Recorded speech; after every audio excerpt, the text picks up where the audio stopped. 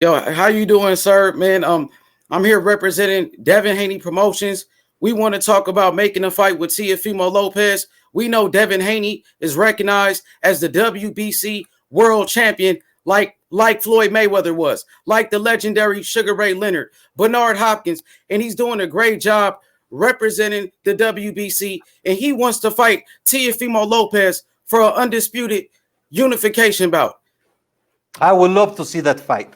Devin Haney is very dear to me. I met him in Las Vegas. Don Majeskin, his father, brought him to my room when he was an amateur fighter. And we had an immediate friendship born from that day. He's very good friends of my nephew, Andres. And I just love the Haneys and what they represent. He's always doing charity and social responsibility programs. And I would love to see Haney. He has so much opportunities right now. He's young, he's hungry, and he's got great talent, and he's going to be a great star in the sport because there are many great fights to be made in the lightweight division. Yes, Devin Haney is considered to be the next Floyd Mayweather.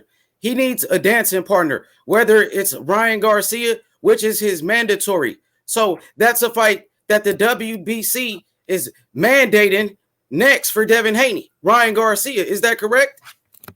Yes, the winner of Campbell Garcia, as well as I forgot the name from Dominican, but yeah, that fight was the winner to fight David Haney. Correct. Javier Fortuna. Javier Fortuna, exactly. Fortuna is the other mandatory of the division. Appreciate you, H Money. Yes, we want that fight with Javier Fortuna as well. So let's make these fights happen. These guys are ducking Devin Haney. Let's make it happen. He's the real champion, not Teofimo Lopez. Appreciate you. H Money, man. He goes hard for Devin Haney, man. Hey, what's going on with Devin Haney? Like, I know it's Ryan Garcia's choice, right? So let's say hypothetically he doesn't exercise that mandatory. Does he lose his position? You know, we're allowing the parties to communicate. Mm-hmm. We have to understand that these are high caliber fights. Mm-hmm. And the fighters want the best scenario, the best stage for the big fights, okay? Sure. So we're allowing them to have communications to see if they can structure a plan of fights. Mm-hmm. As I mentioned, there are tremendous fights to be made with all these fighters in the lightweight division. Mm-hmm. So what I can say is I am certain there's going to be incredible action throughout the year, and Devin Haney is the key ingredient, and so many great fights to be made. Okay, we got L Dude. L Dude, you ready? Nope, you're not. TBS, you ready? Oh, people want to know what happened to Dillian's white B sample. That was what happened to Dillian's white B sample. They ask it in the chat. Nobody knows. Nobody knows. Okay. What happened was the anti-doping agency, the UCAD from the UK, they were the ones that reported an adverse finding, and then they finalized that process, cleaning Dillian White absolutely from anything. But we're not aware of anything that happened. But Dillian White was cleared by the anti-doping, and he should not be labeled as an offense in doping. So I got a question about this franchise belt. Can we just do away with the belt? I'm sorry? Can we do away with the franchise belt? Well, we are in the process of the implementation of this concept.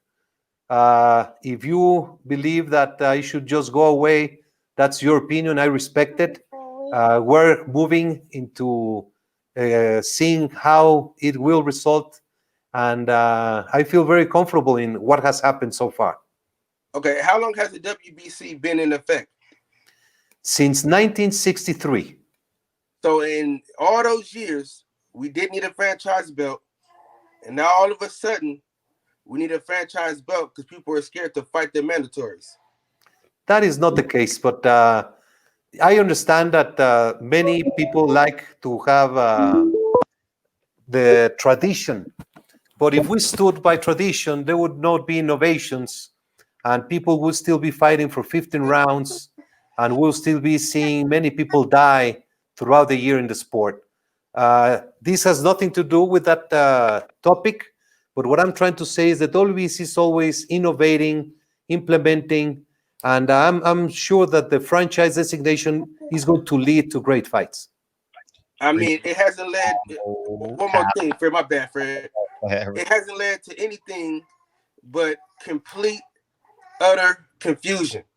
That's all. Well, that's all it's done. It led to Lomachenko, Lopez. It led to Haney, Gamboa. It led to Garcia Campbell. 3 great fights which happened, and then it's going to lead to great fights in the 2021 year. I think that Devin Haney and Lomachenko would have been better. Okay, all right, Fred. Get out of here, man. Get out of here. Get out of here. That's a beautiful baby.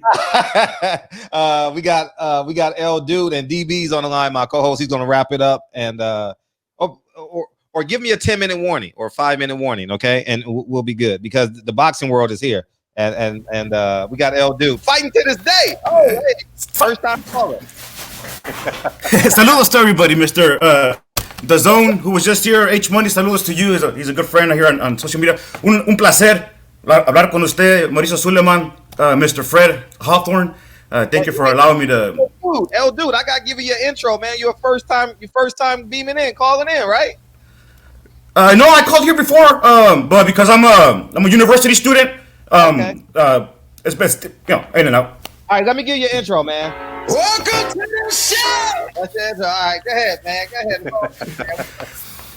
ahead. Mr. Suleiman, if you could please let the fans know what was Canelo's testing results prior to testing positive to Clombero. Was he being tested days before when he went to Mexico? And my other question is, boxing opens up a lot of branches to the fans. Like for example, Mr. Fred Hawthorne is being a great role model for YouTubers and social media to make us dream that we could possibly ourselves get into mainstream media and work for either WBC or any of these other platforms. And what can we do to enter? A mí me gusta to do the golpe por golpe, the round for round. I do it in Spanish. A lot of people do it in English. What could we do to have an opportunity to show our talent with for example, these mainstream medias? And thank you.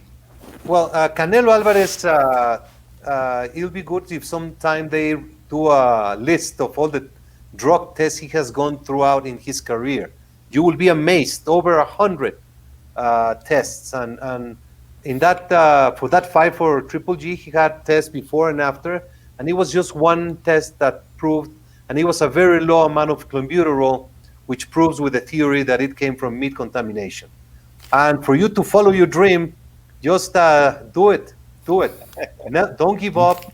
Continue to work and work harder than anyone and attract. But when you do journalism, there's ways of doing it. What we're seeing today is a great open forum. When it remains with respect, everything flows. Of course, there's always going to be sensationalism, but that's a style that you can create for yourself. But I would recommend that you do positive with a combination of going in depth. I will always answer every single question. I'm not to hide anything, and I'm just open, and I respect anyone's opinion. I am not. The important is the fighters and boxing. It's not me. It's not anyone. It's the fighters and the sport. So I take the blame and I take the heat, and I made mistakes. Of course, I've made many mistakes, but all I'm trying to do is good things for the sport. Yeah, Appreciate Thank you, Mr. Suleiman and Fred. One more thing really quick. Can I please get a saludos to the Salinas Boxing Club? The kids where we train will love it. Salinas Boxing Club. Un saludo a Salinas Boxing Club. Que Dios lo bendiga. Échale muchas ganas.